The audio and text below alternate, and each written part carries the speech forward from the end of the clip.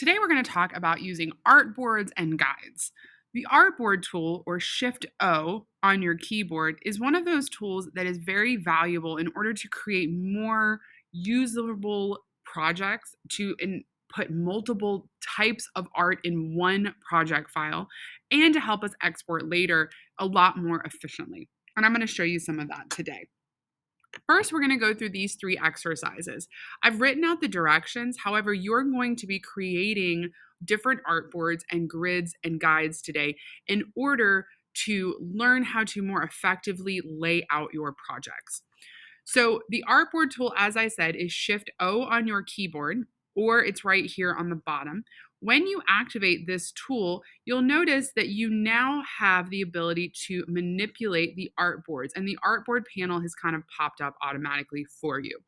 You'll notice this artboard is called Directions. We're going to start with exercise 1, and we're going to create a new artboard. So I'm going to hit the plus sign here in my artboards panel, and this is going to create another artboard. And you'll notice it just automatically populated it, and it's the same size as my original artboard. However, I want to change it to a different preset. But first, I'm going to change the name of the artboard to exercise 1.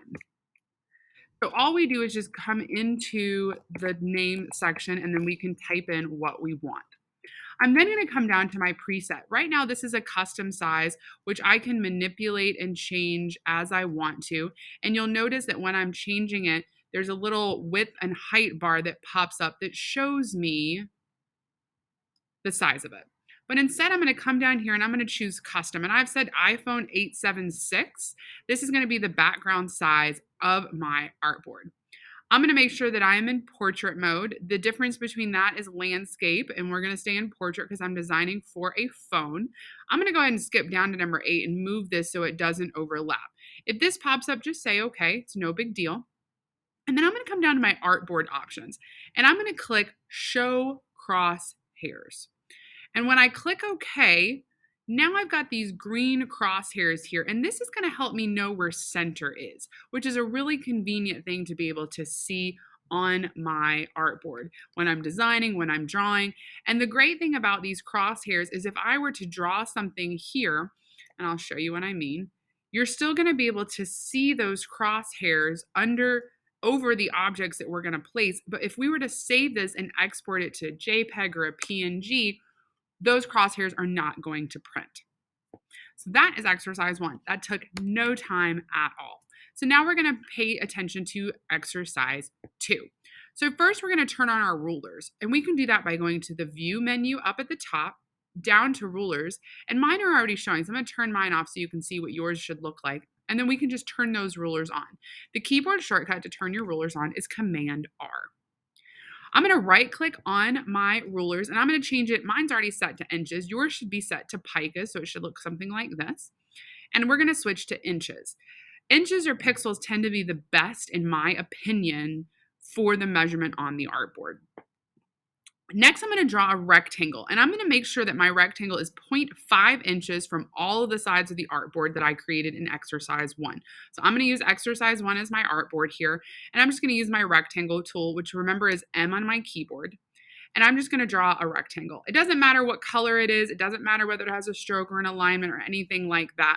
And then I'm going to use my toolbar, my ruler, to know when I get my shape here to about 1/2 inch. So in effect, I'm going to be creating margins. And then I'm going to use my ruler here. If I know that this is 0, that's 1/2 inch. So hopefully you've used a ruler before and can kind of guide yourself. And I know that that's about 1/2 inch. And we're not looking for perfection on this. I am really just looking as, can you make guides that help you? Okay. Once I have my square, I'm going to then go to the view menu again, and I'm going to scroll all the way down to guides. And I'm going to say make guides, but I have to have my square selected. And I want you to see what happens. The red is going to go away, and when I click off of it, now I have this blue line. And it is movable, it is deletable because it's just a guide. But just like before, if I were to draw something, that guide is still going to show up. This is a great way to make sure that you're not getting too close to your edge. It's a great way to set up boundaries. Maybe if you're designing a top half versus a bottom half, lots of different versatilities for this one. That is all we're going to do with that until, for the square. We are going to go ahead and pull out some guides so that you can see how to pull guides as well from the ruler. All I did was I clicked up here in the ruler and I pressing down my mouse and I'm going to drag down. And it asked me to create a vertical and a horizontal guide. And I'm going to put it about halfway here and I'm going to use those crosshairs to help me line it up. I can do the same thing on the other side. I just click and drag out. And you'll see these blue lines that extend, and I have the ability to just place those wherever I want them. And that helps me kind of keep things lined up. It helps me see whether things are lined up across artboards. And it's just a great way to organize stuff. A couple other things I'd like to show you while we're under here is you do have the ability to turn your grid on. And if you like that look, that can be helpful to line stuff up. I'm going to turn mine back off because I'm not a fan of that look. You also have where you can show your perspective grid. And this will show a perspective grid like this. And again, I can just click up here to turn that off or go to my view menu and go to perspective grid. And I'm going to hide my grid. And that's a way to see three-dimensionality. For exercise 3, we are going to make a new file because I want you to see how you set up artboards in the beginning and not just inside of it. But I am going to show you how you manipulate once you're already inside of a project as well. So I'm going to start with File and I'm going to say New. Once this pops up, you can move this around if you need to still see your direction, so that's very helpful. I'm going to name this last name, first name, period, and we're going to call this exercise 3. You are going to turn this in along with the worksheet. We're going to set up our width as 300 pixels by 300 pixels. And we're going to set up our artboard as 9 artboards. We're going to do a 3 by 3. But I want to make sure that they're set correctly. So I'm going to say more settings. Now, I use this if I want to do a a shape that's going to go across multiple artwork. And I'm going to change this to 3 columns. And then I'm going to change my spacing. Your spacing should default to 20. I'm going to set it to 0. And the reason is if you've ever been on Instagram, what it'll do is you'll sometimes see where they have one piece of art stretched across all of it, and then they post individual posts to create a huge grid. So if you'll see, these are separate artboards. I'm going to hit Shift O, and you can see that these are separate.